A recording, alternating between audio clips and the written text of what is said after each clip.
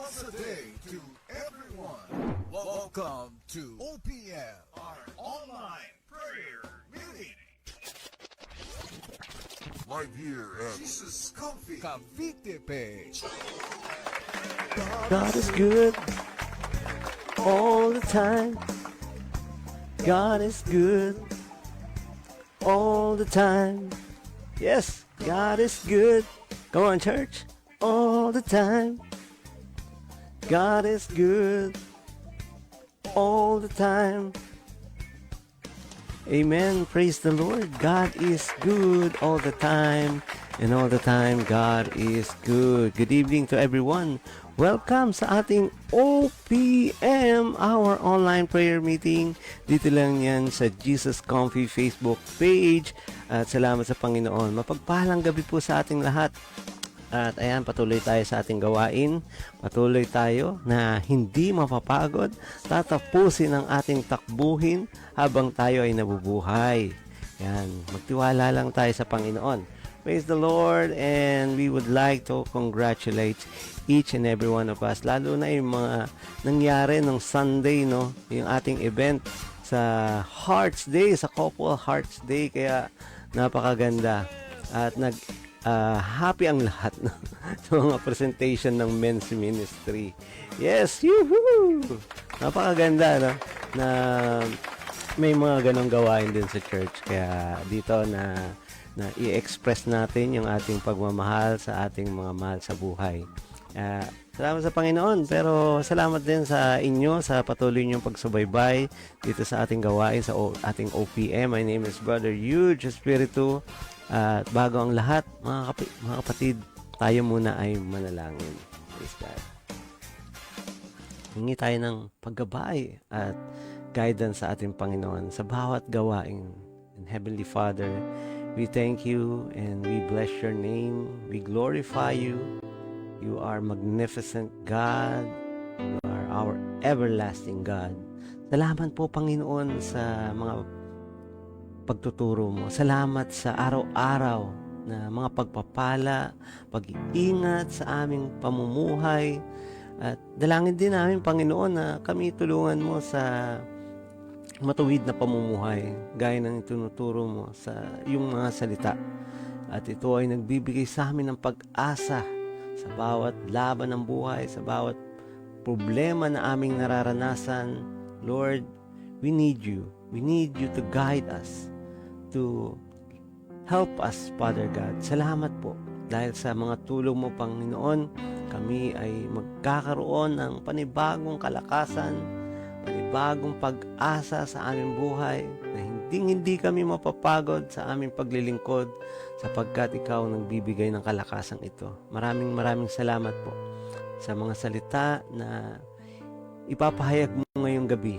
At salamat po, Panginoon. Dalangin namin kami matuto sa iyong mga salita, sa iyong binhi. Dalangin namin, Panginoon, na ito'y tumubo, lumago at magkaroon ng maraming bunga. Salamat, Panginoon, dahil ito ang pagbabago, ito ang simula ng aming pag-unlad at tutulungan mo kami, Panginoon. Maraming salamat po. Tawagin mo rin po ang mga kapatid namin na wala pa ngayon. Ingatan sila sa kanilang dinaraanan at Panginoon, proteksyonan mo sila, Panginoon, sa kanilang pag-uwi. We thank you, Father God, and we lift your name on high and we glorify you, Lord Jesus, para sa iyo mga awiting na aming inihandog, Panginoon, para sa iyo. Salamat po, Panginoon, and lahat ng ito ay aming tinataas sa iyong makapangyarihang pangalan. In Jesus' name, Amen. Praise the Lord. Yes. Thank you, Jesus. Hallelujah. Kaya mapagpalang gabi po sa ating lahat. And welcome sa ating OPM, our online prayer meeting. Dito lang yan sa Jesus Comfy Facebook page from Monday. No? Monday ba? Yung Monday natin, mga kapatid, Monday to Tuesday is our replay of our Sunday service. Kaya Wednesday to Friday ang ating OPM. Yes, yes. I'm so glad that you are here with us. I'm so glad that each and everyone are nagpapakontrol ng sa pagpapala, no? Na ating pagbabago sa ating puso, kailangan nagpapakontrol tayo sa ating Panginoon. Amen. Thank you, Jesus. Thank you, Lord God. At salamat sa Panginoon. Patuloy tayo at mamaya awitin natin yung Habang Buhay, na ito rin isa sa mga composition ng Jesus Comfy Church. Alam ko napakinggan niyo na to, pero ang sarap ulit-ulitin ng mga awitin, no? Ng mga papurit pasasalamat sa ating Panginoon. Kaya handa mo na ang iyong puso at ibigay mo yung oras sa pag-awit sa ating Panginoon. Yung mga ginagawa natin dyan, tigil muna natin at mag-focus tayo sa salita ng ating Panginoon mamaya para tayo ay pagpalain at magkaroon ng mga paggabay at pagtuturo. Kaya salamat sa Panginoon. Thank you, Jesus. Hallelujah. Yes, awitin natin Habang Buhay. Thank you, Lord.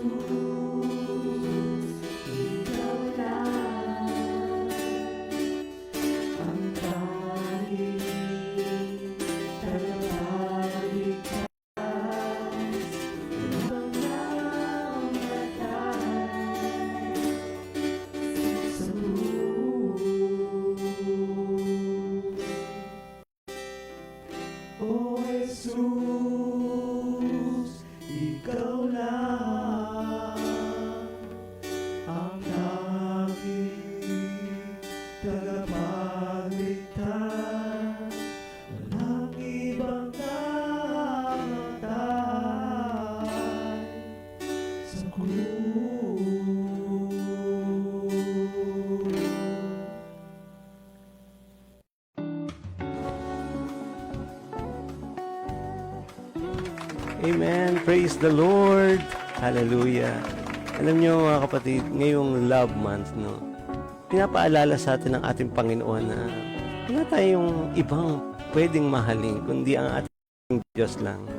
At syempre, pangalawa yung ating mga asawa o yung ating mga mahal sa buhay. Pero pinaka number one dapat sa buhay natin mga Kristiyano at mananampalataya ng ating Panginoon, kailangan si Jesus lang at wala nang iba. Si Jesus lang ang tagapagligtas at si Jesus lang ang mga nagbibigay ng mga pagpapala. Kaya dapat ibalik natin sa Kanya ang papuri, pasasalamat at pagsamba sa Kanyang pangalan. In Jesus' name. Amen. Praise the Lord. Hallelujah. Ayan. Salamat sa Panginoon at salamat din sa oras nyo sa pagsubaybay ng gawain ito. At ini-encourage namin kayo na magpatuloy sa gawain. Saan, Brother Hughes? Sa pagiging digital evangelist. Ibahagi natin ang salita ng ating Panginoon at sa bahagi natin sa ating mga mahal sa buhay, mga kakilala, kapitbahay, kaibigan man yan, or kaklase, kailangan pinapahayag natin or binabahagi natin si Kristo. Na kung paano tayo binago ni Kristo, gusto rin ni Lord na mabago rin sila at magkaroon ng relationship sa Kanya. Amen? Thank you, Lord. Type mo dyan, Amen. I will share the Word of God. I will share Jesus to my friends or my loved ones. Kaya, praise God. Thank you, Lord Jesus. At comment lang po tayo dyan, mga kapatid. At huwag kang mahihiya na magpahayag ng iyong expression or komento na sabihin mo, Amen, glory be to God, napakabuti ng Diyos, at salamat sa Panginoon. Ayan, thank you Lord. At patuloy tayo na i-express yung kagandahang loob ng ating Panginoong Jesus. Praise the Lord. Ayan, dako na po tayo sa ating coffee break.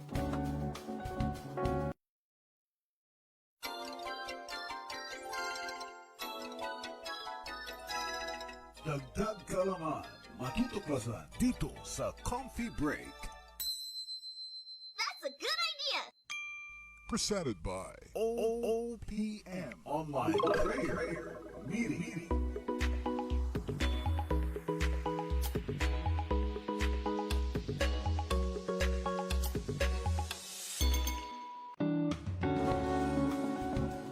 Amen, praise the Lord. Nandito po ngayon ako sa Psalm chapter 39 verse 1. At ang sabi po rito, ang sabi ni David sa kanyang sarili, sa gawain, mag-iingat at hindi ko hahayaan ang dila ko ay madulas, upang hindi magkasala.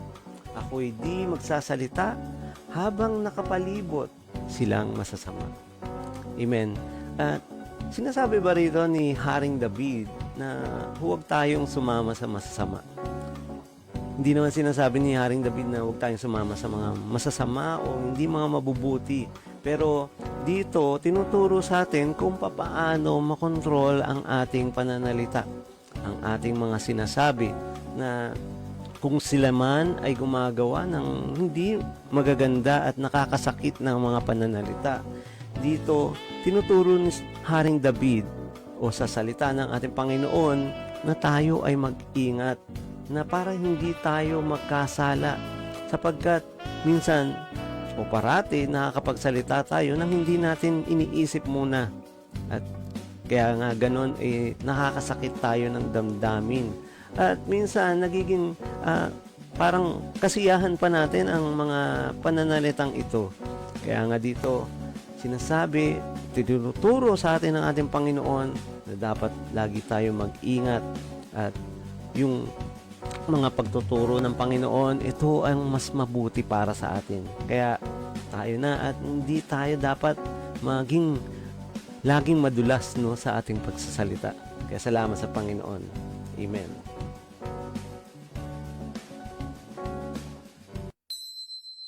That's a good idea! Presented by OOPM Online Prayer Meeting.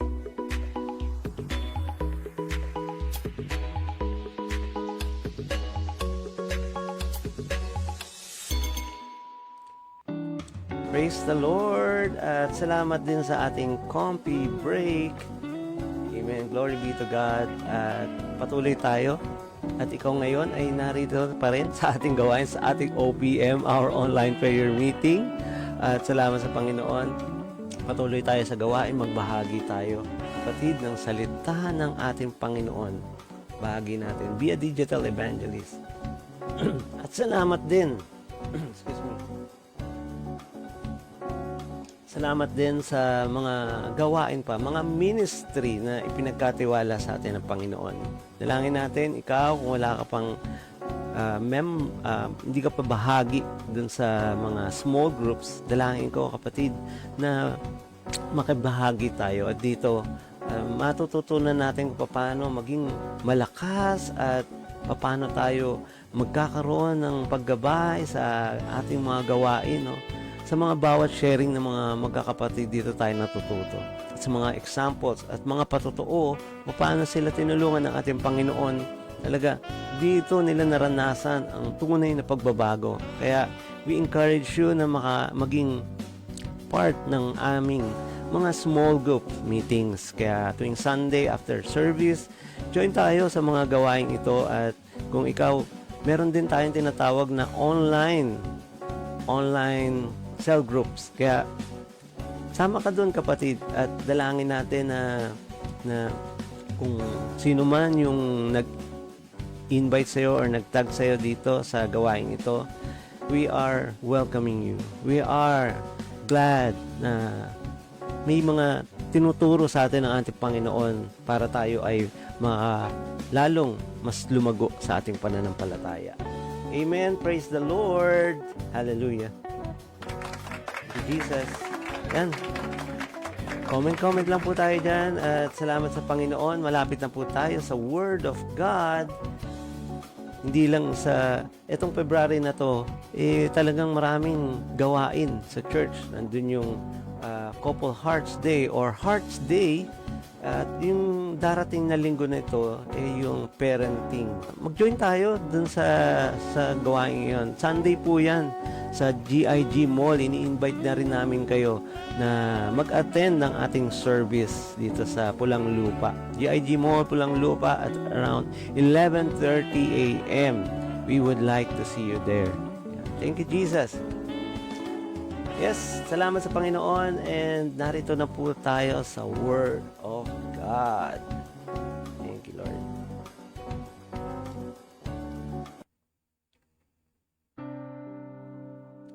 Let us open our Bible in Philippians chapter 3 verse 13 to 14. Mga Filipos or mga taga-Pilipos, chapter 3 verse 13 to 14. Sabi po rito, of course, my friend, I really do not think that I have already won it. The one thing I do, however, is to forget what is behind me, to do my best to reach what is ahead.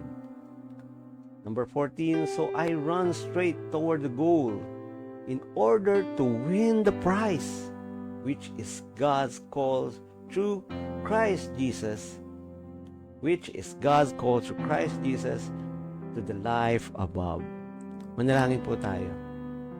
Thank you, Jesus. Hallelujah. Thank you, Lord God. And thank you, Lord, Holy Spirit, for the word you have given us. Your word is powerful. Your word will illuminate us, to correct us, to guide us, and to teach us sa mga gawain naming hindi magaganda, sa mga gawain naming baluktot. Itutuwid mo po ito, Panginoon, and you will help us to become more stronger than ever. You will help us, O Lord, to live a life that is full. We know, Lord, that if we are apart from you, we can do nothing. Salamat po, Panginoon, dahil you are here with us. You are here for us. You give your life for us, to redeem us, to give us salvation. Maraming salamat po, Lord, for your words, and dalangin po namin na ang binhi na itatanim mo sa aming puso't isipan, ito'y hindi maglaho, ito'y tumubo, lumago at magkaroon ng maraming bunga. We thank you, O Lord, at dalangin namin na makita ang mga pagbabago pa. We glorify you and give you thanks and praise in your mighty name. In Jesus' name, amen. Praise the Lord. Hallelujah. Thank you, Jesus. Yes. At salamat sa Panginoon. Salamat sa gabing ito na tayo ay nagkasama-samang muli. Masaya ka ba tuwing OPM ay nagkakasalo-salo tayo? Hindi lang sa mga pagkain na ating kinakain sa araw-araw, ngunit sa salita ng ating Panginoon. Napaka-importante sa buhay ng tao na tayo ay may Word of God. At kung meron ang tao na Word of God dito, siya ay lalago. Nakatulad ng puno na natanim sa batisan, na kapag siya ay nabiyayaan, nandun siya sa gilid ng batisan or nasa batisan mismo, talagang makaka-receive siya ng mga pagpapala sapagkat ang mga pagpapalang ito ay dumarating sa kanyang buhay na kahit ayaw niya, darating at darating ito ng mga pagpapalang ito sa kanyang buhay. At gusto nyo ba ng mga pa-prizes? Ayan. Sino rito mahilig sa mga pa-prizes? Yes, sa mga games, meron tayong mga pa-prizes dyan kapag naglalaro tayo ng basketball. Siyempre, kapag finals, di ba, may mga, may mga trophies. Or kapag tayo ay naglalaro sa mga iba't ibang klaseng games, kung sino yung mananalo, meron ding pa-premyo. Gusto mo ba yun, kapatid, na magkaroon ka ng papremyo? Ngunit, kung ikaw ay gusto mo magkaroon ng mga prizes or magkaroon ng achievement, magkaroon ng premyo, kailangan, alam nyo ba yung saying na no pain, no gain? Kapag walang paghihirap, wala kang mararating, wala kang ma-achieve, no? Wala kang ma-acquire na bagay. Kung hindi ka sasali, syempre, kailangan sumali ka. Sa mga pagsali na yon, doon natin nararanasan na yung mga hirap. Katulad natin na kapag tayo ay nagtatrabaho, mahirap, pumasok, magko-commute, at yung iba sa atin, kapag nagdadrive, mahirap din sapagkat kailangan ng doble ingat. Kaya nga, no pain no gain. And sa lahat ng mga paghihirap na ito, tinuturo sa atin na this is a part of life. Yes, this is a part of life, yung pain and gain. Kaya nga, if you cannot attain, or if you not have the desire to attain it, parang ayaw mo na lang, gusto mo na lang doon sa isang tabi, doon sa isang sulok, sapagkat ayaw natin na masaktan. No?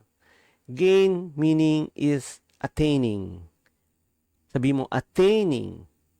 And gaining means winning. When you gain it, you will win it. No? Parang win it to win it.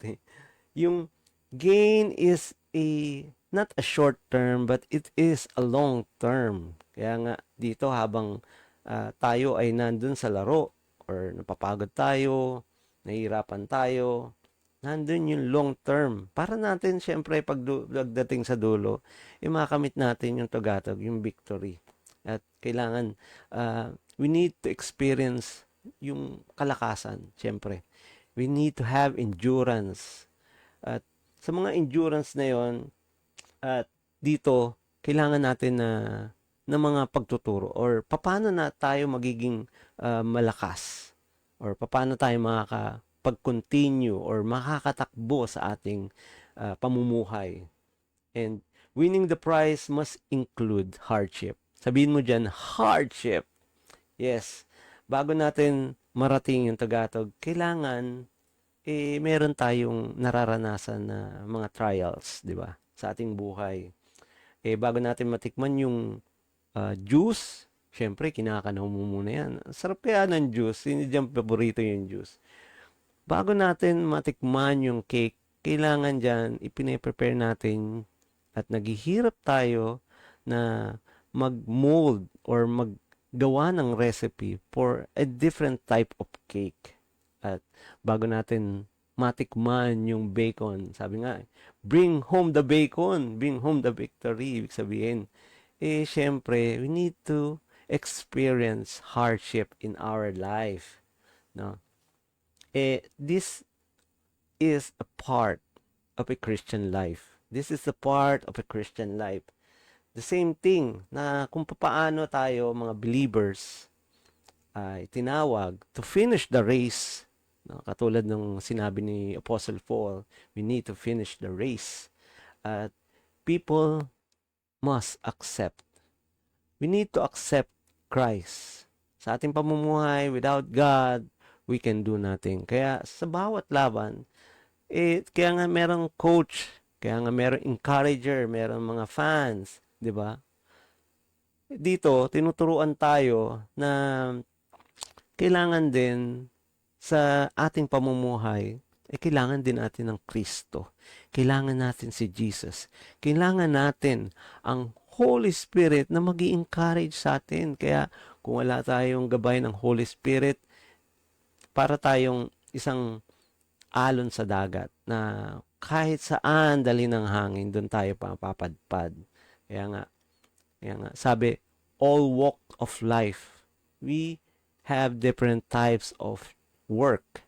We have different type of job. At dito, may iba-iba rin mga problema nararanasan.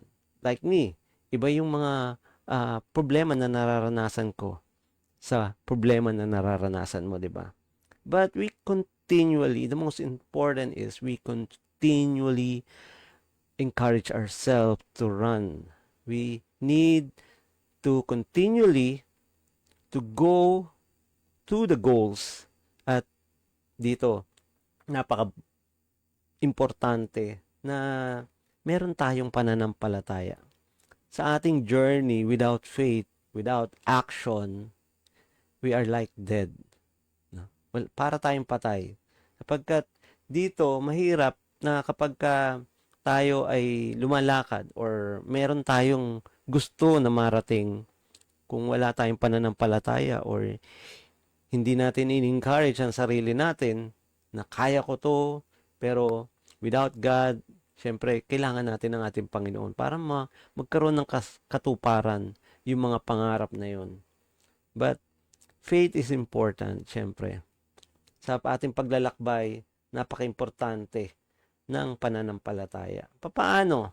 Paano natin i-maintain o paano tayo makakasunod? Paano tayo magkakaroon pa ng malalim na pananampalataya sa ating Panginoong Hesus. Sa ating ginagawa, syempre, kailangan din meron tayong na-maintain natin yung ating takbuhin. At mas maganda pa nga tayo ay nag-i-improve sa ating mga trabaho or sa ating business. Kasi dito, without continuous improvement, parang stagnant na dumarating. Parang hindi na nagiging maganda. Kaya, it is important that we should experience hardship. Na kapag sa larangan ng pagbebenta or sa sales, kailangan merong mga iba't ibang klaseng strategies. Paano mo mawiwin ang iyong kliyente? Na dati nagfa-flyering, pero ngayon, dito nagsusumikap ang mga entrepreneurship para sila ay makagather ng maraming benta or makalakap ng maraming leads. Sinusubukan nila yung internet. Sinusubukan nila yung mga social media na makikipag-communicate sila. Yung dating ginagawa is magbibigay ka ng flyers, pagpupunta ka sa kliyente, mag-i-introduce ka. Pero now is very different. Na kapag ikaw ay nakikipag-communicate, kailangan ng internet, kailangan ng social media, or kailangan ng online presentation. Parang doon mo na nilalagay yung iyong focus, hindi na dun sa old fashion. Kaya nga dito sa bawat laro, like for examples, Sa basketball, kailangan nararanasan mo yung mga difficulties.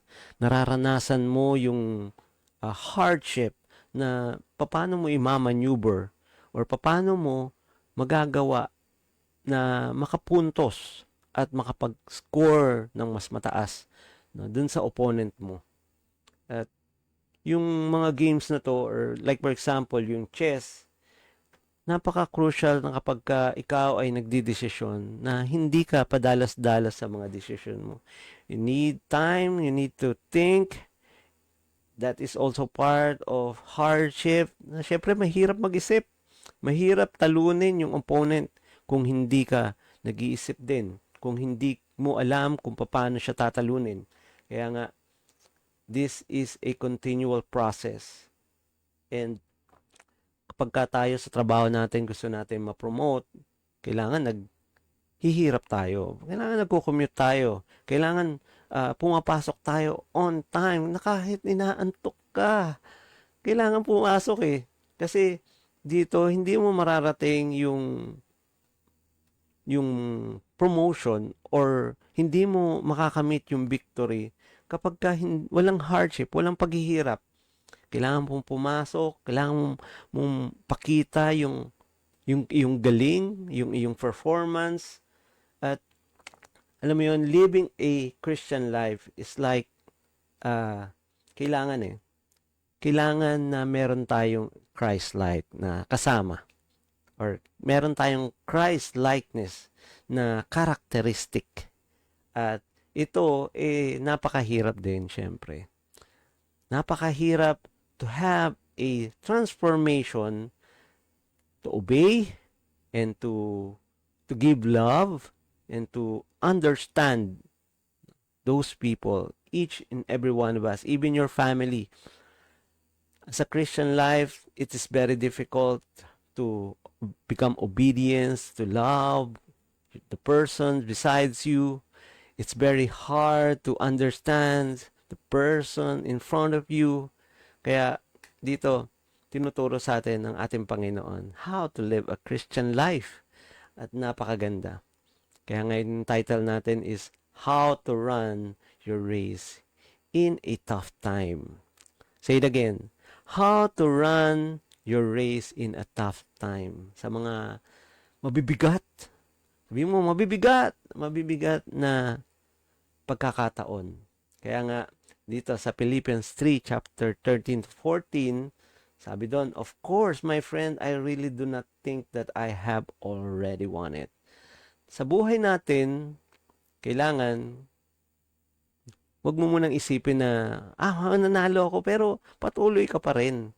Nandun yung goal mo na eh. Nandun na yung iyong perception. Andun na yung plans na para ka manalo, para ka maging victorious. Pero dito, at the point in time, wag mo munang sasabihin na I have already won it. Sapagkat hindi ka pa nakakapunta dun sa dulo eh. Maraming distraction, maraming obstacle, maraming trials na nangyayari sa buhay ng Kristiyano. At dito, marami rin ang mga tao or Christian na nagpe-fail because sinasabi na sa sarili na, napagtagumpayan ko na yan. Kaya ko na yan sa aking sarili. Mananalo ako dyan. Kaya nga, as long as we are running, as long as we are living, tayo namumuhay, tayo humihinga, it is not yet finished, no? It is not yet finished. Sabihin mo sa katabi mo, it's not yet finished. Like katulad ng boxing, maraming exercise, maraming trainings na pinagdadaanan. Ganon din ang buhay Kristiyano. Na para ka manalo, para maging katulad mo si Mike Tyson, kailangan maraming pinagdadaanan ng mga battles yan, maraming pinagdadaanan ng mga competition yan. Kaya nga, sa track and field, or kapag ka ikaw nagja-jogging, syempre, sa pagja-jog mo or pagtakbo mo, hindi pa tapos yun. Sapagkat dito, may nararanasan ka or may nadadaanan ka ng mga lubak-lubak sa iyong dinaraanan, sa pagja-jogging mo. Or kahit na ikaw naglalakad eh. Dito, yung mga obstacle na yon ay dapat hindi mo nilalayuan. Sapagkat yung marami sa atin dito, kung smooth yung daan na dinadaanan or yung road na dinadaanan, doon lang sila, gusto na nila ron, ayaw na nilang umalis. Pero once na dumating yung point na mga lubak-lubak na yung susunod, hanggang doon na lang sila. Ayaw na nila magpatuloy.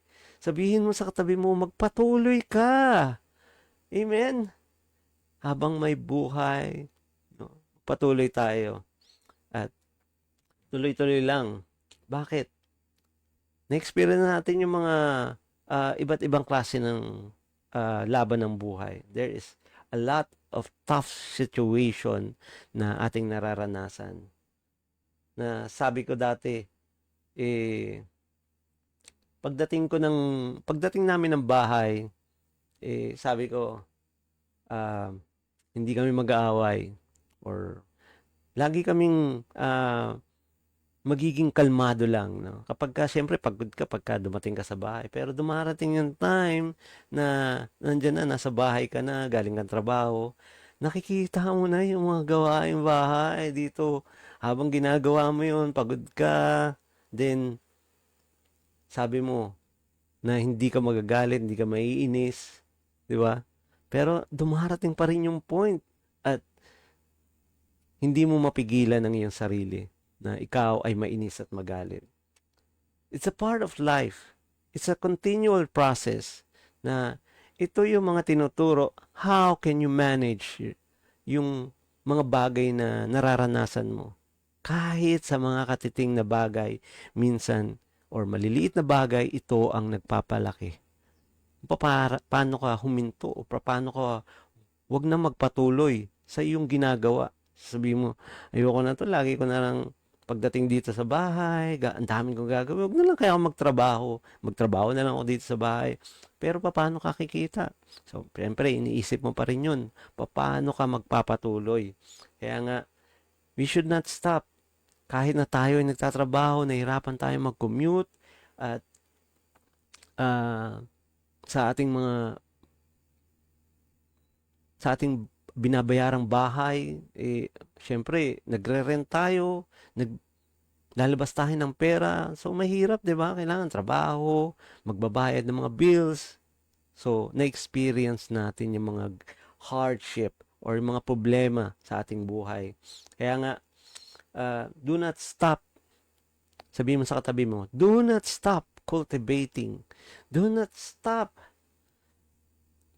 Yung kailangan magpatuloy ka, and sa pamamaraan na yon, kung naka-experience mo naman yon, mga problema na nararanasan mo sa iyong buhay, huwag mo nang pagpatuloy pa na iungkat yung mga bagay na nakaraan na. Kasi ikaw dati, sabi mo dati, magkakaroon ka ng bahay, ngayon dito tayo nakatira. No, stop cultivating the past. Stop digging the past. Kaya, we need to focus in the future. At we need to run. We need to focus on our goals. Pero hindi sinasabi na tapos na or panalo ka na. Pero sinasabi lang dito, huwag kang hihinto. Huwag kang titigil. Sabihin mo, huwag kang titigil. Kaya nga, kung ano man yung mga problema natin or during our difficult or hard times, huwag na natin i-dig up pa. Or wag natin ang ungkatin pa yung mga nakaraan sapagkat ito ang magpapabigat lalo ng ating mga takbuhin sa ating pamumuhay. Kaya my point number 1 is never look back. Paano tayo magiging matagumpay? Paano tayo makakapagpatuloy sa ating takbuhin?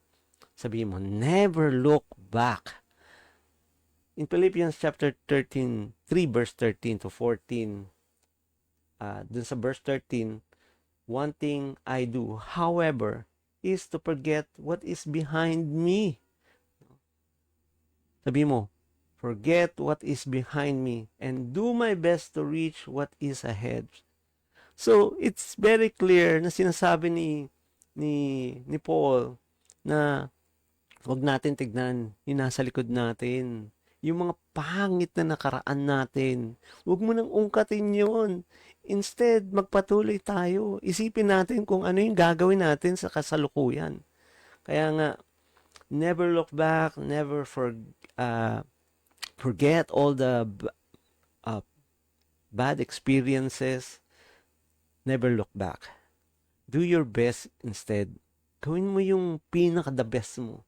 Bigay mo yung pinaka-the best mo para sa iyong partner, para sa iyong pamilya. Sabihin mo sa sarili mo na magfo-focus ka lang. I will look forward to lighten yung mga tough situation. Kasi kung titingin ka nga sa yung nakaraan, sabi mo dati yayaman ka pero hindi naman pala. Or sabi mo dati magsisikap ka pero huminto ka naman. Kaya nga wag na natin ibalik pa yung dati to lighten up the situation.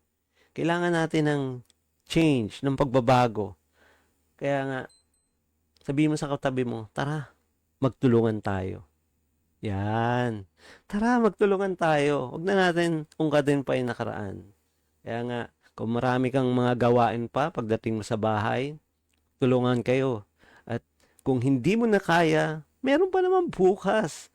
Pero huwag ka lang magsasabi or magsasalita kahit na pagod ka na. At dito kapag pagod ka na talaga, mas lalo pang umi-intense yung iyong mga problema. Kaya nga, take a rest. Magpahinga ka muna at pagplanuhan mo kung anong gagawin para sa kinabukasan. Kaya nga, dito, do not stop cultivating. Sabihin mo, stop cultivating. Stop digging the past. Doon pa rin sa Philippians chapter 3 verse 14. Sabi po rito, so I run straight toward the goals. Yan. Run straight towards the goals in order to win the prize, which is God calls through Christ Jesus to the life above. Kaya nga, napakaganda, no? Na tayo nag-aaral ng salita ng Panginoon. Dito natin natututunan yung mga dapat natin gawin at yung mga hindi dapat gawin. Sabi po rito sa Luke chapter 9, verse 62, Jesus said to him, no one who puts his hands to the plow and looks back. Walang sino man na nag-aararo at lumilingon sa likod. It's fit for the kingdom of God. It is not fit. Or, alam mo yun, na kapag tayo naglalakad or tayo nakaka-experience ng pagod, kapag tumingin ka sa likod mo, lalo kang mapapagod kasi ang layo or parang nakita mo yung mga pinagdaanan mo na mga bagay or mga experiences mo na hindi magaganda. Kaya nga sa buhay natin, kailangan natin na forget the past and don't look at the past. Kailangan look forward. Look straight. Or dito kapag tayo ay tumingin sa likod, mahirap para nating minamahal pa yung mga bagay na hindi magagandang naranasan natin. Kaya nga, si Joseph, na-experience niya na siya ay makulong, siya ay pagkaitan ng mga bagay, or siya ay bigyan ng mga kapatid niya ng hindi magagandang example or mga attitudes. Dito, he looked forward at ngayon, naranasan niya yung tugatog, yung victory. Nagpatuloy siya. Although napunta siya sa Egypt, at hindi niya alam kung ano yung mga culture doon or mga ginagawa ron. Pero, he did not stop. Nagpatuloy pa rin siya. At dito, ito yung example na para tayo ay maging matatag din sa ating mga pamumuhay. Kaya nga si Jacob, dahil, or si Job, naranasan niya yung mga paghihirap. Pero alam mo yun kapatid, nung siya ay nanampalataya sa Diyos, nanampalataya naman talaga si Job sa Diyos. Pero dito yung mga hirap na pinagdaanan niya, hindi siya lumingon dun sa mga nangyari sa kanya. Instead, siya ay nagpuri pa sa Diyos, nagpasalamat sa Diyos. Sapagkat ito yung magandang example na kahit tayo ay may mga paghihirap na nararanasan sa ating buhay, kailangan pa rin natin magpasalamat sa Diyos sapagkat pinapatibay ka ng Diyos. Sabi mo, pinapatibay ako ng Diyos. And Jacob did not look back. Kaya nga, sabi po rito rin sa Isaiah 43 verse 18 in Good News Translation, but the Lord says, do not cling to events on the past or dwell on what happened long ago. In ESV version, remember not the former things, nor consider the things of old, yung mga lumang issue or lumang, matagal ka na ba na may kagalit? 7 years na ba ito? 10 years? Hindi pa rin kayo nagkakabati? Don't look at the past. No? Huwag mo nang tignan. Instead, puntahan mo siya, kamustahin mo siya, at kung siya man ay nakasakit sa'yo, sabihin mo pa rin na gusto mo makipag-reconciliate or gusto mo makipag-ayos muli sa kanya. Tanggalin na natin yung pagiging pagmataas, pagiging mayabang, sapagkat sa laban ng buhay, hindi tayo magiging victorious kung meron tayong mga dalahin or mga excess baggage na katulad nito. Kaya nga, how to continue the race in tough times. Mga kapatid, you cannot serve God because, alam mo yun, marami tayong ginagawa, busy tayo sa araw-araw, at sa ating pagtatrabaho, hindi na natin nabibigay yung oras para sa Panginoon. Kailangan natin ilaan yung oras para sa Panginoon, a special time para sa ating Panginoon. We cannot win the race because although okay na naman yun, mahal mo yung mga material things, pero ito yung nakakapagpabagal din upang sa yung paglago sa pananampalataya mo sa ating Panginoon. At hindi tayo magwawagi kung tayo ay patuloy na magiging ganito. You are still running, yes. Siyempre, patuloy pa rin sa pagtakbo. Huwag kang hihinto. But as you continue to leave the past, ito yung maganda. Study how will you become a changed person? How can you transform yourself? Pag-aralan mo kung paano kahit unti-unti, at least paunti-unti, nagkakaroon ka ng pagbabago, paano ka magiging matuwid, paano ka maiaayos mo yung mga iyong kamalian. Be ready for change. Maging handa ka sa pagbabago. Kailangan ipine-prepare mo kung ano man yung nangyayari or sa mga events or situation sa ating paligid, kailangan na tayo ay tumanggap ng mga pagbabagong yun. Kaya nga, point number 2 is to learn to adapt. Say it, learn to adapt. Kailangan tanggapin natin yung mga pagbabago. In Romans 12, chapter 2, verse 2, chapter 12, verse 2, and do not be conformed to this world any longer with its superficial values and customs. Yung superficials is, alam mo yun, yung mga those things na hindi importante. It's not serious. Yung mga bagay na hindi makahalaga or walang kahulugan.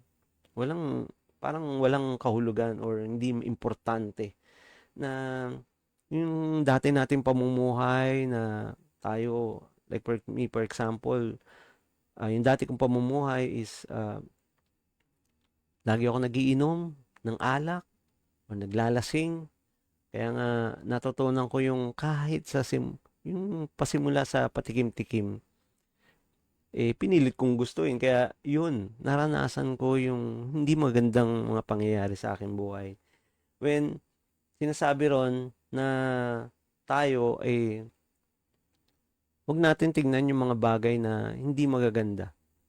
Na kailangan magkaroon tayo ng mga magkaroon tayo ng adaptation dun sa pagbabago. So, syempre, mahirap pero kailangan natin gawin para tayo ay magkaroon ng transformation. At sabi pa rito, but be transformed and progressively change. No? Sa pagtakbo, sa ating takbuhin, kailangan nandun yung pagpa-practice, nandun yung pagtanggap, adaptation, or nandun yung pagtanggap mo sa pagbabago. Kailangan, ano ka dun parang sinasabi mo, okay lang yan, kaya, gusto ko rin yan. Maging, malaya ka dun sa mga pagbabagong yun. Huwag mong i-reject yung mga pagbabagong yun sapagkat kung i-reject mo yun o ayaw mo sa mga pagbabagong yun, ikaw rin naman ang mahihirapan. Tayo rin ang mahihirapan. Kaya nga, dito, sabi, learn to adapt. Focusing on godly values and ethical attitudes. Sa mga tinuturo natin dito sa gawain, mga moral values at lalo-lalo na sa mga tinuruan namin sa schools, kailangan ina-adapt nila yung mga moral values sapagkat ang bata kapag lumalaki, kung di mo siya nagagabayan sa mga bagay na tama, paglaki niya puro mali. Kamalian ang kanyang gagawin. Kaya nga, in Isaiah 43 verse 19, sabi po rito, listen carefully, I am about to do new things. So, ibig sabihin, when there is new things that will happen, we need to adopt it. Amen? Kailangan natin magkaroon tayo ng pagtanggap. Sabi po pa rito is, now it will spring forth. Will you not be aware of it? I will even put a road in a wilderness, rivers in the desert. Kaya nga, dito, new things, mahirap yun na parang maglalagay ka ng ilog sa desert. So, come to think of it, parang it is impossible to do. Pero, sabi ng Panginoon, listen carefully, I will change you. I will give you transformation. Kung ikaw ay magsasubmit sa Kanya, kung ikaw ay mananampalataya sa Kanya, kung gusto mo ng pagbabago, lumapit tayo sa ating Panginoon. Kaya nga dito, tinuturo sa atin, kung mahirap man ito, madali man ito, kung tatanggapin natin ng Diyos, magkakaroon tayo ng mas magandang pagbabago sa ating buhay. Let's adopt new things. Maraming guidelines na minsan ayaw natin, maraming mga rules na minsan nahihirapan tayo. Ayoko niyan. Mahirap yung rules na ipinapatupad mo. Ayoko niyan mga ganyang instruction kasi hindi ko masundan. Pero, siyempre mahihirap ito. Pero kung tayo ay magsasubmit or pag-aaralan natin, ibibigay natin ang ating oras na katulad natin bilang Kristiyano, kailangan natin magbigay ng time sa ating Panginoon. Siyempre, maa-adapt natin. Magkakaroon tayo ng pagbabago. At kung maluwag yung pagtanggap mo sa mga bagay na ito, magkakaroon tayo ng pagbabago. Kaya nga, yung mga reason why it is difficult because ayun na naging komportable na tayo yung daan natin naging smooth na, ayaw na natin ng mga palubak-lubak na daan. At yung buhay Kristiyano is the same with this scenario or this example. Kaya nga sabi rito sa Isaiah 43 verse 19, I will make new things. No? I'm about to do new things. Kailangan, kung merong mga bago na tinuturo sa atin, kailangan nating tanggapin yun. Kaya, in Ephesians 4 verse 23 to 24, to be renewed in the spirit of your mind and to put on the new man who has been created in God's image, in righteousness and holiness that comes from the truth. At, syempre, mga bago, minsan natutunan natin yung mga kamalian. Kung tinuturuan tayo ng tama, kailangan natin i-adapt yung pagbabagong yun. In Philippians 4 verse 11, and I am not saying this because I feel neglected, or I have learned to be satisfied with what I have. Kaya nga sa mga bagay na paghihirap or mga bagay na pagsubok, kailangan, yes, kaya ko yan. Or may binigyan sa'yo na bagong assignment ang yung boss or mga bagong instruction ng yung teachers. Sabihin mo, kaya mo yan. Patuloy lang sa laban. At yung point number 3 is get wisdom from God. Say it. Get wisdom from God. Mahirap na tayo, wala tayong salita na nagmumula sa Panginoon. Mahirap ang isang Kristiyano na mamuhay na walang salita na makakapagbago sa kanya. Kailangan ng salita. Kaya nga sabi rito sa James chapter 1 verse 5, but any of you who lack wisdom, you should pray to God, who will give it to you, because God gives generously and gracious to all. Mapagbigay ang Diyos, kapatid.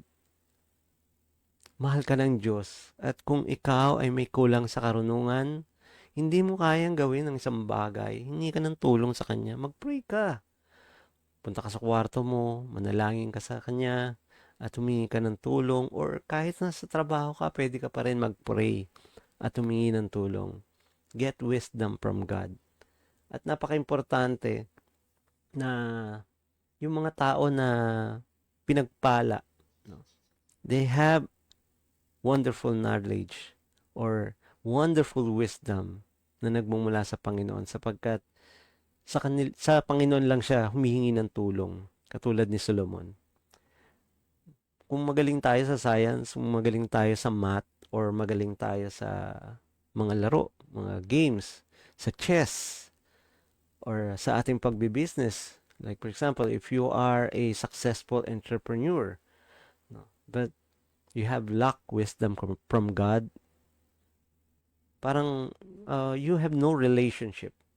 Na kung wala kang relationship, nagiging mapagmataas ka, matalino ako, magaling ako sa math Ba't kailangan ko pang Diyos?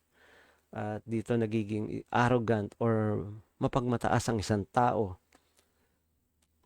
Meron naman ako niyan Bakit ko babahagi? Magaling ako sa pagninegosyo. Ba't ko babahagi yung sekreto ko sa pagninegosyo? Nagkakaroon tayo ng selfishness kung wala tayong knowledge from God.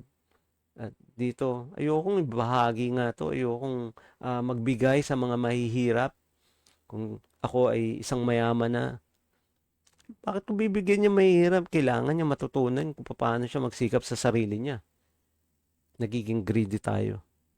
O sa mga pagkain na meron tayo, minsan yung mga excess na pagkain, minsan tinatapon na lang natin. Hindi natin naisip na may mga nagugutom o pwede nating ibigay, ibalot ito para ibigay sa kanila. So, without the knowledge of God, para tayong nagiging nawawala yung relationship or nagiging mas mayabang pa tayo sa Diyos. In Proverbs 2 verse 6, it is the Lord who gives wisdom.